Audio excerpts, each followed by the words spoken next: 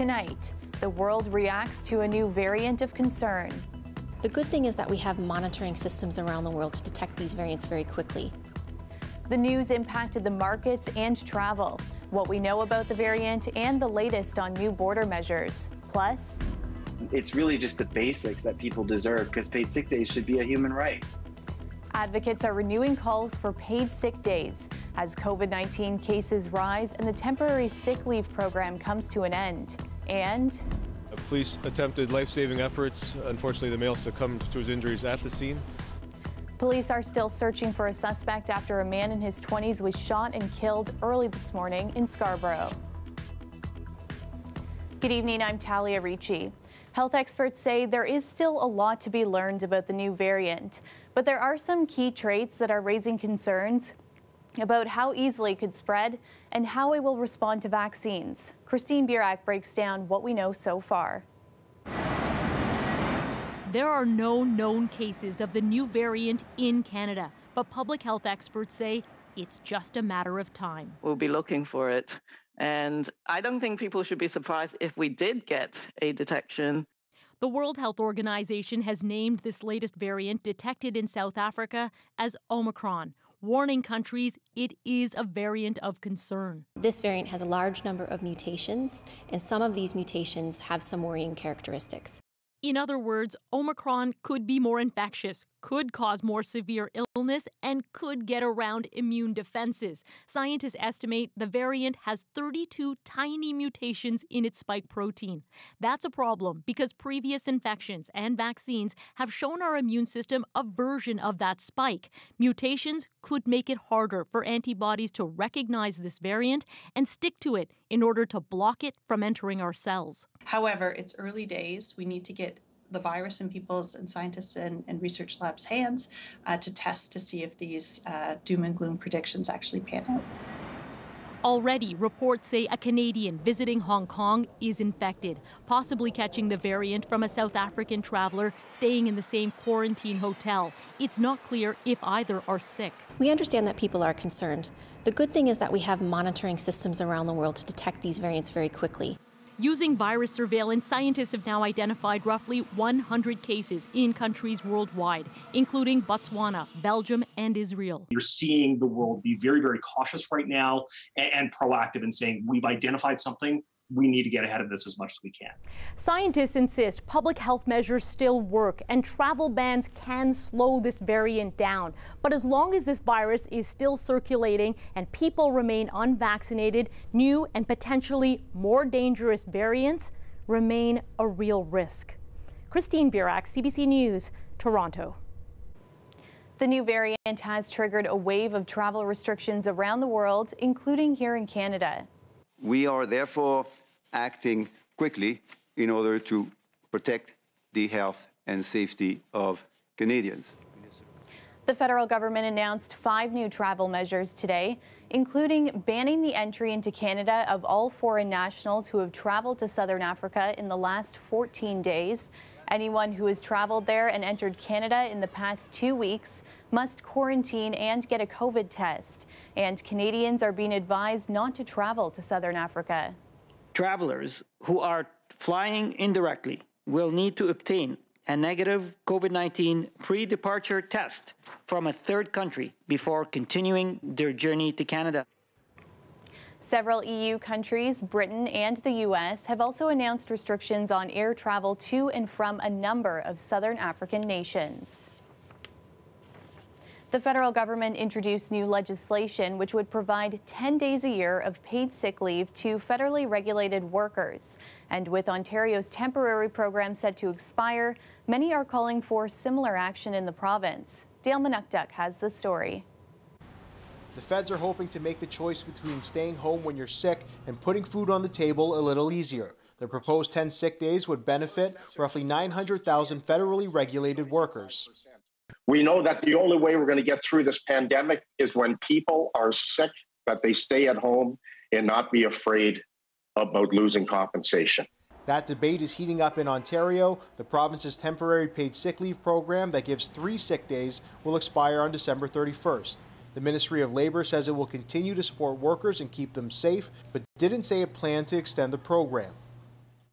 Doug Ford has paid sick days. It is not lost on me that, unlike many people, I'm able to isolate and continue working. MPP Jill Andrew co-sponsored Bill 8 that sought to amend the Employment Standards Act by making 10 paid sick days permanent and adding 14 pandemic sick days. The bill was rejected earlier this week. How can 3 days be substantial when we know that science tells us that you need to quarantine, to isolate for at least 14 days? On average, workers are claiming 2.2 days under the current program. Nearly $80 million has been claimed by over 200,000 workers. The top industries making claims are manufacturing and retail. Often it is racialized people who work low-income jobs, have precarious employment, work in temporary work situations, and don't have adequate access to the kinds of benefits that people should have when they're working. Dr. Nohi Dosani is part of the Decent Work and Health Network advocating for the 10 paid sick days. He says it would give workers more time to access their primary care providers. But in the NDP's rejected bill, those 10 days would come out of the pocket of businesses trying to recover. So what we absolutely don't want to see would be, say, an employer-paid sick day program put on Ontario businesses right now. The average Ontario business has $190,000 of COVID-related debt. The other part of today's federal legislation would amend the criminal code to enhance protections for healthcare workers. Dosani, who's been vocal about several things, including vaccines, has received death threats for sharing science. It should never come at the cost of our safety or our mental health. Dale Manukduk, CBC News, Toronto. Toronto police are investigating an early morning murder near Shepherd East and Meadowvale Road, where they say a man in his 20s was found with fatal gunshot wounds in a residential neighborhood. Greg Ross has the details. Police say shots rang out on Blacktop Drive in Scarborough just after 2 o'clock this morning. When emergency crews arrived, they found 25-year-old Malcolm Ellis laying in the driveway of this home. Police attempted life-saving efforts. Unfortunately, the male succumbed to his injuries at the scene. According to police, Ellis did not live in the home, but they've confirmed he is from Toronto. Neighbors tell us the man who owns this house has lived here for more than 40 years. According to police, he has a grandson that lives with him, and Ellis was a friend of the grandson. But a lot of young kids hang around in the garage. We just see the big group of young boys there, but we have no clue what they do. These neighbors say while they didn't see anything this morning, it's not uncommon to see the grandson with his friends in the garage. They don't know him personally, but are friendly with the grandfather. We get along in summertime. You know, we talk about gardening and all that stuff, yeah. Other residents we spoke to called this a quiet street where this kind of thing doesn't happen. This woman said she was shocked when she heard the news. I have a little boy, so I think it's just a little too close to home for us, right? I mean, he's only 10, so you kind of get worried. At this point, police have not provided any details about possible suspects, but we do know they did tow away 2 vehicles that were parked here in front of the house. We've also had a number of residents here in the neighborhood tell us that right after those shots were fired this morning, that there were cars seen quickly fleeing the scene. Police have not commented on that, but we do know that they have gathered surveillance video from a number of neighbors here on this street, and they're hoping that those videos will help shed some light on what exactly happened here. Greg Ross, CBC News, Toronto. The man accused of killing a 15-year-old boy and injuring 2 others at a high school in North York appeared in court today.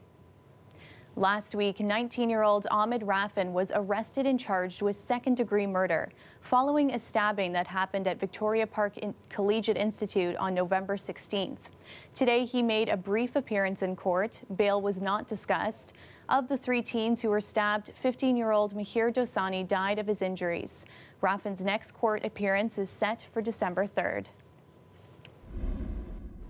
Meteorologist Nick Cernkovich joins us now for a first look at the forecast. Nick, it was chilly today. Yeah, hi there, Talia. It certainly did. Temperatures falling throughout the overnight period last night and then through the day today. We didn't get much better than about 1 degree, and that was really just for about an hour or so. I want to take you back in time, about 24 hours ago. Look at this, midnight temperatures last night, 4 degrees in the city of Toronto, but by the time we hit the morning, we're sitting at -1. basically just kind of sitting there 0, 1 degree, depending on where you were in the city of Toronto. It's about as good as it got. With the winds, though, today felt like about -8 or -9. Some snow squalls set up to the north, and we're seeing some snow flurries continue into the overnight period tonight. By tomorrow, by and large, looking at mainly sunny skies to a mix of sun and cloud. But as we head through the afternoon, another system pushes through southern Ontario. This one bringing some snowfall down to southwestern Ontario for tomorrow, but it will be our next weather maker in the GTA. And we're talking about snow this time. That's going to come for Sunday. Now, the forecast for the next 24 plays out like this. -5 degrees tonight with the winds feeling like about -8. And the winds are going to subside, looking at about 20 kilometers per hour. Tomorrow afternoon, 1 degree as our high. And then, of course, the snowfall moves in. We'll have your full forecast and tell you how much to expect coming up in just a bit. Thanks, Nick. The Toronto District School Board's real estate manager says it has a solution to help with the board's growing $3.7 billion repair backlog, which we told you about at the beginning of the school year. The Toronto Lands Corporation says the answer lies within the board's nearly 50 properties that aren't being used by public school students. Angelina King has more. Lynn LeBlanc is happy she can finally pick her kids up from a new school that can accommodate all the students. This school offers up space, a lot of natural light, which is wonderful. Soon, Davisville Junior Public School will become a gathering place, complete with a public playground and aquatic center. The project is an early example of the TLC's vision, partnering with different levels of government to transform schools into community hubs with things like public libraries, rec centers, and seniors housing. In this case, the province replaced the school building, and the TDSB leased some of the property for a nominal rate to the city for it to build a public playground and pool. In exchange, students will have access to the pool during specific school hours. Our community is going through exponential growth, and it's definitely a need that we really wanted and needed. The TDSB owns 5,000 acres of land, nearly 600 schools, 36 non-instructional or administrative sites, and 11 parcels of vacant land, totaling $15 to $20 billion. But it's still struggling to keep up with much-needed repairs. The school board is land rich and cash poor. The TLC CEO says a solution lies within the board's real estate that's not being used by students. He says selling and leveraging some of its non-instructional sites could untap $1 billion over the next decade. $1 billion can easily be translated into 50 or 60 new replacement schools. And as soon as you do that, you can see how all of a sudden the deferred maintenance problems that TDSB has will start to be significantly impacted in a positive way. The board's chair agrees, but says the province needs to approve projects quicker and be more flexible when it comes to allowing how the board can spend that money. We still need approval for every single cent that we use of that money, even though we've as a board, we're the ones who've put it into the pot, so to speak. The province says it'll be accelerating school construction and is spending more than $500 million on building 26 new schools and 20 permanent additions across Ontario. Angelina King, CBC News, Toronto. It's exciting to finally be able to go out into a mall and actually go shop this year versus everything being remote. Coming up, it's the busiest day of the year for retailers. We'll hear from bargain hunters on the deals and lineups Black Friday had to offer. That's after the break.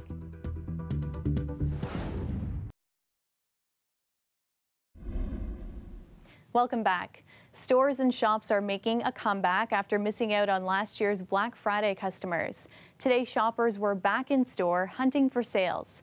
Ali Chiasson has more on the return to the in-person shopping tradition. Black Friday is among us, so who are you shopping for? Myself first. I haven't gone shopping in so long. I have to really just spice up my closet a little bit. Skip school to come, so yeah. I mean, we're committed. We actually found a lot of shoppers shopping for themselves, for old time's sake. It's exciting to finally be able to go out into a mall and actually go shop this year versus everything being remote. This time last year, like most other places, the Eaton Centre was closed on Black Friday. Curbside pickup was the way to shop. But this year, the 2021 Retail Holiday Survey is out. 85% of shoppers are saying that they are going to be shopping in person in shopping centers, and they plan to spend more time and more money on those gifts for the holiday season. according to Moneris data, spending is back to pre-pandemic levels. By 4:30 this afternoon, Canadians were spending at a rate of 1,373 transactions per second. Small local shops could use some of that attention. We visited one that lived to see another Black Friday. Token Gift and Tiny Record Shop in Riverside.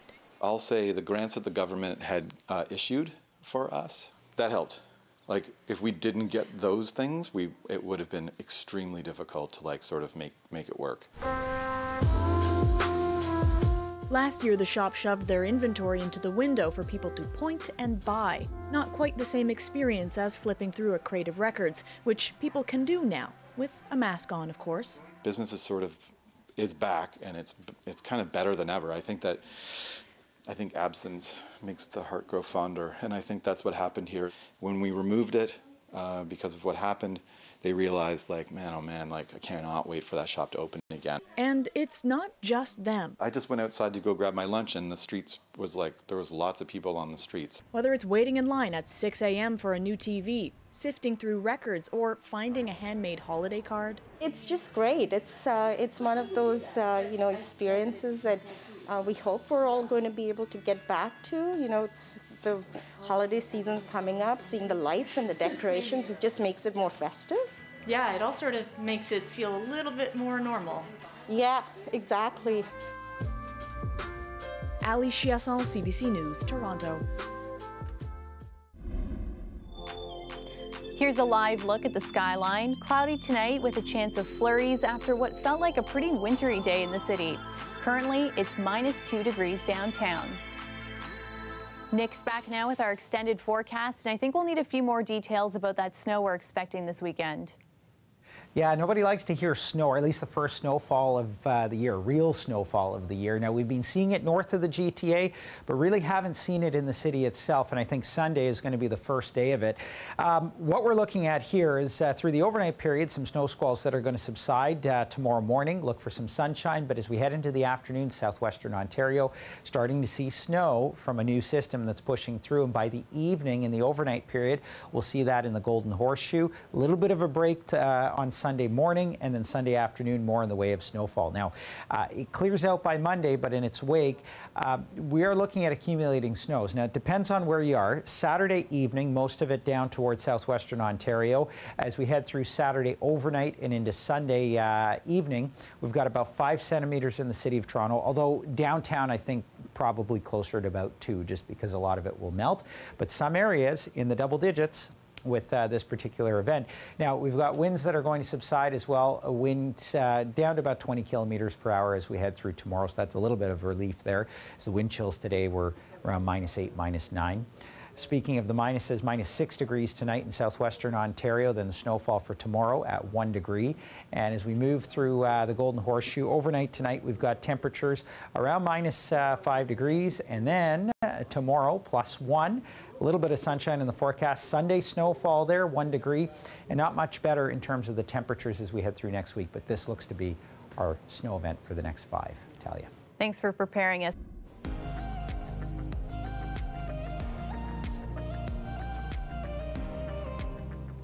Finally tonight, the City of Toronto has approved Canada's first Black Food Sovereignty Plan. The 5-year community-led plan aims to tackle food insecurity experienced by many Black Torontonians. Take a look. This is kale. Okay. These ones are colored. Anand Laloli says the concept of Black food sovereignty is rooted in land. Historically, if you look at people of African descent has been in Canada since the 1600s, and it's hard to really identify areas of farming in the Black community. Laloli is the executive director of African Food Basket, a nonprofit that's been promoting food justice for Black Torontonians since the 90s. We have to look at the inequity within the food system because some people just really have too much and some people have too little. According to the City of Toronto, Black families are 3.5 times more likely to be food insecure compared to white families, with 36.6% of Black children living in food insecure households. This is an initiative that has come from the community. The City of Toronto recently approved its first Black food sovereignty plan to address this. The main objectives include developing new Black-led food insecurity initiatives, supporting and funding existing programs, and restructuring the city's own strategies to advance this plan. For those who are not eating nutritional food and foods of nutritional values, it has a health implication. It has a mental health implication. It's the thing that allows children to focus in school. It's the thing that allows us to control things like diabetes and hypertension. Paul Bailey with the Black Health Alliance says while he thinks this is a comprehensive plan, he hopes the city and other levels of government act faster, saying food insecurity is reaching a crisis point. What I think is missing from the conversation right now is actually the urgency of responding to the access issues. We can't be planning how we're going to be responding in 2022. We have to be ready. Laloli has high hopes this plan will provoke change. It shows that we're making a step forward so that we could have a more equitable food system. So I think it's, you know, it's one of the best things that happened to us in a long time. You can do your part this holiday season to support food banks across the GTA. Donate to CBC Toronto's Sounds of the Season fundraiser with Daily Bread Food Bank.